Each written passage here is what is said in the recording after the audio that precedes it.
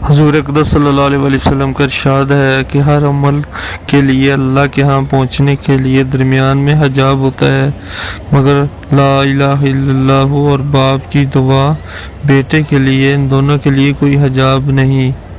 فائدہ: پردہ نہ ہونے کا مطلب یہ ہے کہ ان چیزوں کے قبول ہونے میں ذرا سا بھی دیر نہیں لگتی، اور امور کے درمیان میں قبول تک اور بھی واسطے حائل ہوتے ہیں، لیکن یہ چیزیں براہ راست بارگاہ الہی تک فوراً پہنچتی ہیں۔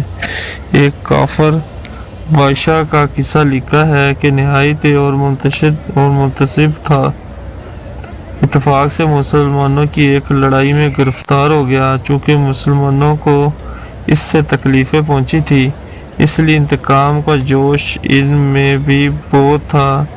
اس کو ایک دیگ میں ڈال کر آگ پر رکھ دیا۔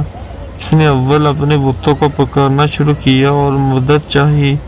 جب کچھ نہ بن پڑا تو وہی مسلمان ہوا اور لا الہ الا اللہ کا ورد شروع کیا اور لگاتار پڑھ رہا تھا، اور ایسی حالت میں جس خلوص اور جوش سے پڑھا جا سکتا ہے، ظاہر ہے فوراً اللہ تعالیٰ شانوں کی طرف سے مدد ہوئی اور اس زور سے بارش ہوئی کہ ساری آگ بھی بجھ گئی اور دیگ ٹھنڈی ہو گئی۔ اس کے بعد زور سے آندھی چلی جس سے وہ دیگ اڑی اور دور کسی شہر میں جہاں سب کافر تھے جا گری، اور یہ شخص لگاتار کلمہ طیبہ پڑھتا رہا اور لوگ اس کے ارد گرد جمع ہو گئے اور جوبہ دیکھ کر متحیر تھے۔